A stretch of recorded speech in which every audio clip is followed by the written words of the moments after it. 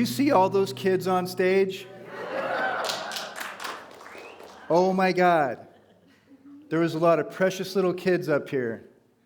And I want to just thank Dan. If you see Dan and Megan, I mean, that's, for the Easter egg hunt today.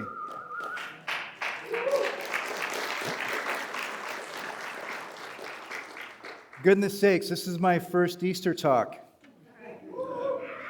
And for me, I like to look up the history of things. I like to know the etymology of words. I like to understand the story behind the story. That's always been really important to me. And one thing I've learned is that Easter is old, man. Easter's been celebrated for eons. And hang on, time out. Our forefathers and our foremothers celebrated Easter before the Bible. Celebrated Easter during the Ice Age. I mean, this goes back, and it's bigger than the Bible, and it's bigger than Christianity. There's a lot to it. And so, it is my desire to create a lens for us to look at Easter. And unity is a spiritual movement with 5 basic principles. One being that God is everything, and that we're part of that. We're part of that divine everything. And there's a spark of that divine everything within each one of us. So right now, as you sit in your seat, you're hearing these words. You're looking out of those eyes. There is something in you that is bigger than a body. We're doing time in a body, but there's something to us that's older than that existed before we took our first breath, that will exist after this body takes its last exhalation. There is a part of us that goes on. So we're part of this all thing, and we are co-creators in it. The person perceiving the experiment affects the experiment. We are players in this life. What we think, what we believe, the frequency we carry matters. It affects everything around us. So as we look at these Easter stories, let's not think of it as though it's something out there. Let's remember we're part of this. In unity, we look at the Bible metaphysically. So these are stories about God, but they're all parts that play with us internal. We're playing different roles within us now. We have the male and female within us now. We have leaders and followers within us now. We have aspects of us that play out through different roles and scenes and plays and stories that go throughout and are written in the history of time. So I love words. Words are clumsy, but that's what we got. So the word Easter is derived from the Old English Ester, referring to a spring festival. And the word Ester is linked to the name of a pagan goddess associated with the spring festival for fertility. And so if you can imagine, during the Gregorian eras of us, we would have this time in the winter where everything became cold and stark. The leaves fell off the trees, and everything gestated in the ground, in the darkness, in the mother of the earth.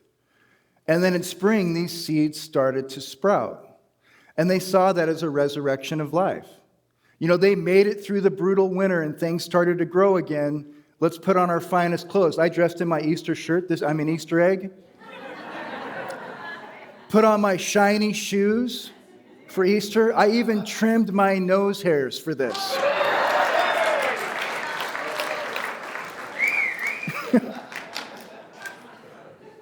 In many languages, the name for Easter is derived from the Hebrew word Pesach. And it's a little known fact that Jesus was a Jew. And that the Bible, and even the New Testament, was written by Jewish people. And one thing is so the cradle of our Western civilization, and I want to take a moment and honor all the other spring rituals from China, from Polynesia, from Siberia, from North Dakota. I mean, there were many. But we're mainly dealing with the cradle of civilization around the Mediterranean that started the Western civilization. So there's some technical things in this. And I'd like to thank my dear friend Devin Malone, who helped me research this and brainstorm this talk. And also my wife, who sat in on those brainstorming things and brought her own view and brought up points that I would like to make today. So this is really cool. This is kind of technical, but it's also a little known fact that our civilizations considered Easter to be the beginning of the year. It was considered the beginning of the year. In fact, the early Romans didn't even have names for the winter months, because that was just a time where there was little activity. There wasn't a lot going on. And so we have this thing about calendars, which I thought was really interesting. I'm going to read this now. Follow with me. It's a little technical, but it's worthy of noting. So Easter falls on the first Sunday after the full moon, after the spring equinox. So that's kind of weird, because this is a leftover from a time when we went by a different calendar. Now, the Eastern Orthodox, they celebrate it a little differently. It's the first Sunday after the March 21st Passover, or the first full moon after the first astronomical spring equinox. Now, the Vatican follows a Gregorian calendar, which was established in 1582. The Eastern Orthodox uses a corrected Julian calendar, which the calculation is determined by the Council of Nicaea, the dreaded Council of Nicaea. The spirit of the calendar is rooted in political division. So the Julian calendar was implemented in 46 BC by Julius Caesar, who happened to name a month after himself. And he claimed that the priests of that time had omitted days or shortened his term as Caesar. So he literally smashed the lunar calendar and made his own calendar based on the sun. And this was the first time we started to separate the natural calendar, which was a relationship between the moon and the sun, the male and the female, to go to a solar calendar that fit his secular viewpoint and also gave himself glory.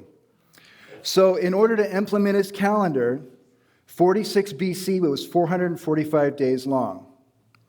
January 1st became the official new year of Rome, where they swore in their elected officials, replacing the spring equinox as the Anna Purana, or the goddess circle of the year. Caesar literally smashed the stone tablet that had the lunar calendar. And due to the calculation in the era in the Julian calendar, each year Easter would fall earlier in the year, so closer to winter. And they had to correct that by just adding days to the calendar, which comes up to what is time? What is time? But it was also interesting to me that we went from this balanced calendar, the solar and lunar, to a secular calendar. It was just interesting in how far we've gone away from a relationship with the planet we live on, with the mother we live on. So there's other many Easter celebrations, and they have patterns. You know, I'm always into patterns. And so we're looking at this from a viewpoint that's bigger than just a Christian viewpoint, because there's spirituality and sacredness woven in all of this. But the biggest thing is for us to remember our relationship with the planet we live on, to remember our connection to that we're part of this. And it's my desire for us to know this, and hang on, time out. So the idea that we all have the ability to bless, we all have the ability to nurture. And these times during the year are reminders of that we dance a dance with this planet. We dance a dance with these seasons. We dance a dance with this sun that crosses the sky and the moon that crosses the sky, that we are part of this. And it matters. And there are other eras and genres and people and places and civilizations that had similar experiences with this, and there are common threads, and I would like to look at that. So the Babylonians called it Aikitu, the New Year's celebration, because back then the New Year started with spring. That was the generation of life, the male coming back into it, the generation which has been held within the mother over the winter months. Tammuz was the god of shepherds, and he would die in the fall, and he would be resurrected in the spring by the goddess Ishtar, who goes into the underworld to resurrect him. It was a celebration of barley, dyed eggs, wine, and of course, baklava. And there's a beautiful note that Devin wrote about this celebration, which was on the 5th day of the festival. of the Babylonians, the high priest would strip the king naked and slap him until he cried. And his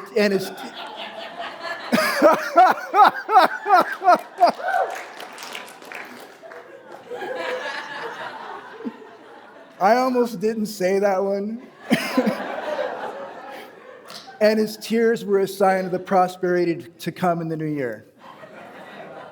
So the Egyptians, the New Year's celebration in the spring, during the first full moon after the spring equinox. The return of Osiris, depicted with green skin and a shepherd's crook, a god of fertility. Osiris, after being murdered, betrayed, and disassembled by his brother Set, was scattered across the lands. Then the goddess Isis gathered the parts to reassemble him for his resurrection in the spring. Osiris was the moon god, and the phases of the moon were in the symbol of his pieces being collected. A festival of honey, wine, ballady bread, special bread, the return of the floods of the Nile, and painted eggs.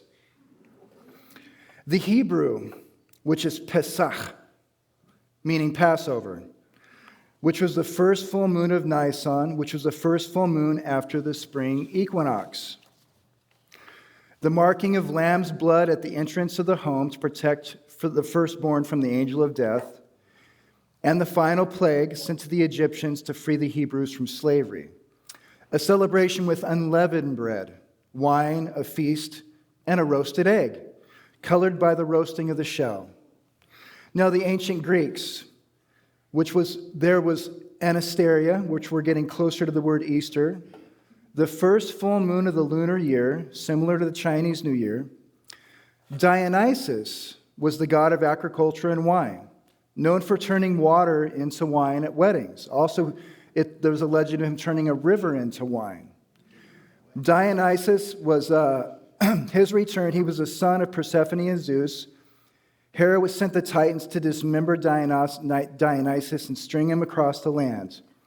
And Rhea was the goddess who resurrected Dionysus. Offerings were made to the deceased for celebration of the resurrection and the fertility of the land. In the Persian culture was the spring equinox of the new year. An ancient king assembled a jeweled throne and raised it to the heavens. He sat on it, and it shined like the sun in an extremely long winter. It was a celebration of feasts, new wine, bread, and fertility. Spring cleaning was done to invite ancestors into the home, which is where a big part of the tradition of spring cleaning. But what I thought was really interesting was the cleaning of the home was to invite the wisdom and the presence and the guidance and the benevolence and the nurturing of the ancestors, to honor the lines and the lineages that come down to us, to honor the sacrifices and the guidance and the love that we have for our ancestors, to clean that place within our home, to bring in new life, to let go of the old, to bring in new life. Now, the Julian New Year, the Romans, was the Anna Purana, or the goddess circle, celebrated as the first full moon after the spring equinox. Now, Mars, which I found interesting, which we all see as the god of war, but Mars was also the god of agriculture, spring, and growth. And this was celebrated by foods, the libum cakes, wine, and spring fruits. Easter is a celebration of spring and the resurrection of God seen in the vegetation of the earth in the beginning of its blooms. The Savior comes forth from new growth. The resurrected dead provide us with wisdom of knowledge handed down through generations and the nutrients that grow up from the earth that we bury them in. And then in the story of Jesus, Jesus rode into Jerusalem on a donkey, and he was welcomed by crowds shouting, Hosanna. This is a triumph on Palm Sunday. And then he went to the temple, and he cleansed the temple and overturned the tables and got rid of the money changers. And then there was the Last Supper. Jesus shared a Passover meal with his disciples, initiating communion and washing their feet. The betrayal and arrest by Judas Iscariot. He was betrayed. The trial and denial. Jesus was tried by religious leaders, denied by Peter, and brought before Pontius Pilate, who washed his hands. And goodness sakes, I had the Bible thumped into me when I grew up. And we didn't celebrate Easter, but we celebrated something called the memorial of Jesus' death. And it was a sacred and solemn thing. And I remember always reading that about Jesus going before Pontius Pilate.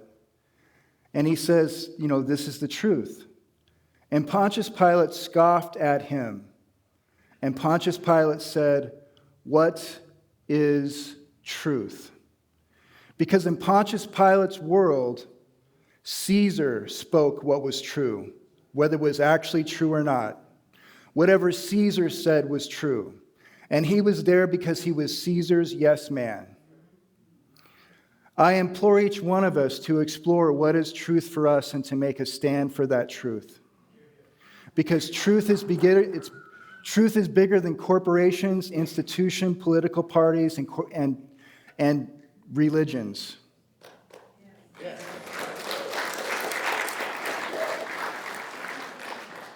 And I would also like to invite you, when we see this idea of the gestation of wintertime, many of us came to the burning bowl ceremony. We did a burning bowl ceremony on the summer solstice, or on the summer, the shortest day of the year, the winter solstice.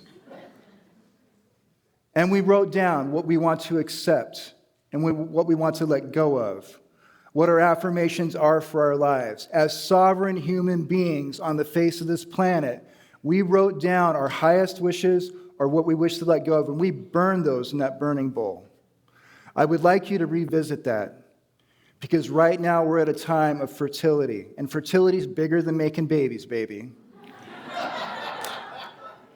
The fertility of our creativeness, the fertility of our forgiveness, the fertility of us to be able to see it all in a new way that leaves us empowered.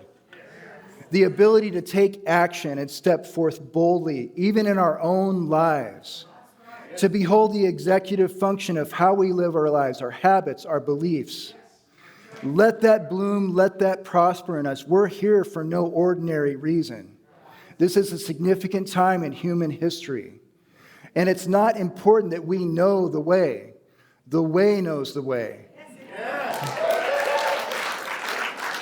But as we take that first step, we become the way. And so it is. I love you all.